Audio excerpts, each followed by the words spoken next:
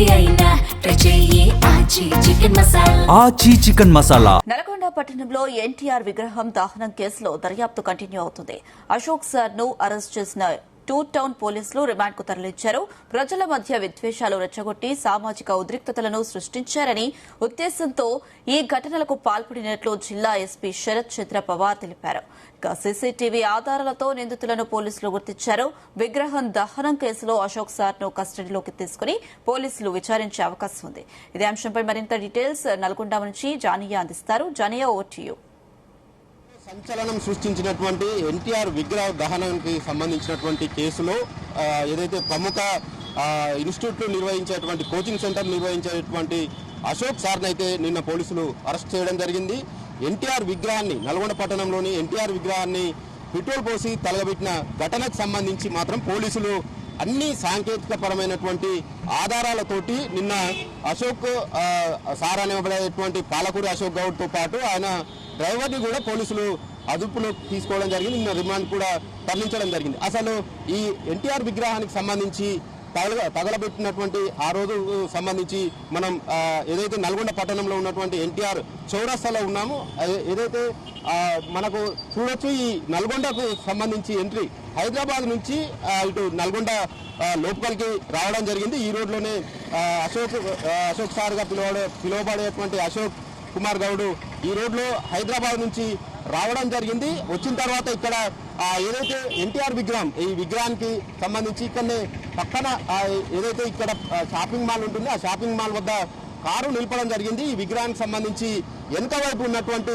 మెట్ల ద్వారా మొదటగా ఈ కారు ఇక్కడ పార్కింగ్ చేసిన తర్వాత ఆపిన తర్వాత రోడ్డు మధ్యలో డివైడర్ లో ఉన్నటువంటి ఎన్టీఆర్ విగ్రహం పైకి వెళ్ళడం జరిగింది. తమ కారులో తెచ్చుకున్నటువంటి 2 బెడ్షీట్లతో పాటు పెట్రోల్ ని తీసుకొని ఆ ఎన్టీఆర్ విగ్రహానికి సంబంధించి విగ్రహానికి వెనుక వైపు నుంచి ఉన్నటువంటి మెట్ల ద్వారా ఎన్టీఆర్ విగ్రహాన్ని పైకి వెళ్ళడం జరిగింది. మొదటగా ఏదైతే ఆ బెడ్షీట్లను విగ్రహం పైన వేయడం, తర్వాత పెట్రోల్ పోసి నిప్పండించడం జరిగింది. అది జూన్ 6 తెల్లవారుజామున 3:43 ఇక్కడికి రావడం జరిగింది. ఇక్కడికి వచ్చిన తర్వాత 3 నిమిషాల పాటు ఈ ప్రాసెస్ అంతా కూడా ఏదైతే కార్ నుంచి దిగడం కానీ ఎన్టీఆర్ విగ్రహం వద్దకు పైకి వెళ్ళడం కానీ అక్కడ బెడ్షీట్లు వేసి పెట్రోల్ పోసి నిప్పండించిన ఘటనను చూసాం. ఏదైతే సీసీ ఫుటేజ్ లో ఇదంతా కూడా రికార్డ్ కావడం జరిగింది.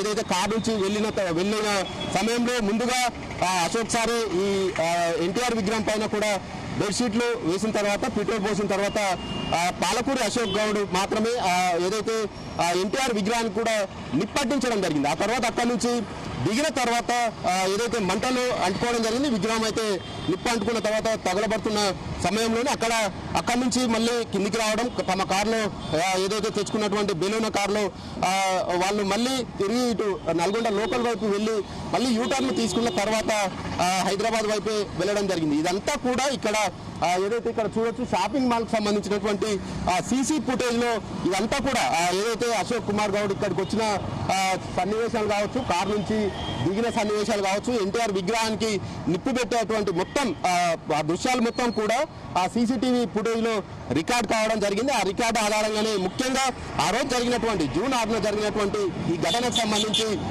ముఖ్యంగా సాంకేతిక పరమైనటువంటి ఆధారాలను అయితే పోలీసులు తీసుకోవడం జరిగింది. ఆ తర్వాత ఇక్కడి నుంచి వెళ్ళి మళ్ళీ హైదరాబాద్ వైపుకే అశోక్ కుమార్ గౌడ్ తన కారులో బెలూను కారులో వెళ్ళడం జరిగింది. అయితే ఇక్కడ ఏదైతే తెల్లవారుజామున 3:46 ఇక్కడ నుంచి వాళ్ళు బయలుదేరడం జరిగింది. తర్వాత 18 నిమిషాల లోపే నార్కట్పల్లి వద్దకి వెళ్ళడం జరిగింది. ఆ తర్వాత అక్కడ కూడా ఏదైతే నార్కట్పల్లికి వెళ్ళిన తర్వాత national highway Hyderabad Vijayawada highway ఉంటుంది, ఆ హైవే పైకి వెళ్ళే దృశ్యాలు కూడా సీసీటీవీలో రికార్డ్ కావడం జరిగింది. ఆ తర్వాత అక్కడి నుంచి పంతంగి టోల్ ప్లాజా వద్ద కూడా ఈ కారు ఏదైతే అశోక్ కుమార్ గౌడ్ సంబంధించినటువంటి కారు వెళ్ళిన దృశ్యాలు కూడా మొత్తం అక్కడ కూడా రికార్డ్ కావడం జరిగింది. అయితే ఈ ఘటన ఏదైతే ఎన్టీఆర్ విగ్రహం తగలబెట్టిన దహనం చేసినటువంటి ఘటనకు సంబంధించి కూడా ఏదైతే అశోక్ కుమార్ గౌడ్ హైదరాబాద్ నుంచి ఏదైతే చైతన్యపూర్లో ఉంటున్నటువంటి తన నివాసం నుంచి కూడా ఆయన బయలుదేరిన సమయంలో అక్కడ ఉన్నటువంటి లిఫ్ట్ లో వెళ్ళేటువంటి సమయంలో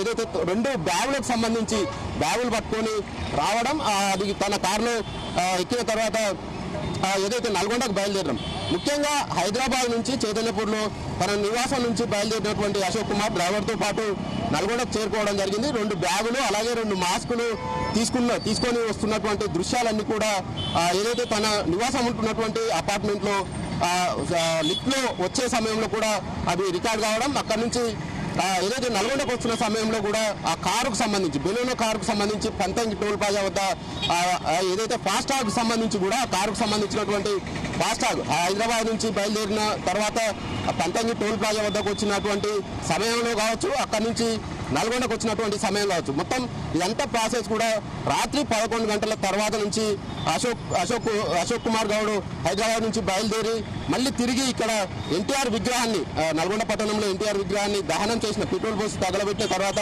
మళ్ళీ తన నివాసానికి వెళ్లేంత వరకు ఏదైతే పలు చోట్ల కూడా సీసీ కెమెరాల దృశ్యాలను మాత్రం పోలీసులు సాంకేతిక ఆధారాలుగా సేకరించడం జరిగింది. దీంతో పాటు అశోక్ కుమార్ గౌడ్కి సంబంధించినటువంటి సెల్ టవర్ లొకేషన్స్ ఆ సమయంలో ఎక్కడెక్కడ ఉన్నాడు అనే విషయాలపైన కూడా ఆరా తీస్తున్నారు. దీంతో పాటు ఏదైతే ముఖ్యంగా ఈ ఘటనకు సంబంధించి ఆ రోజు ఒక పాంప్లెంట్ ను కూడా అశోక్ కుమార్ గౌడ్ ఇక్కడ వదిలినట్లుగా కూడా తెలుస్తుంది.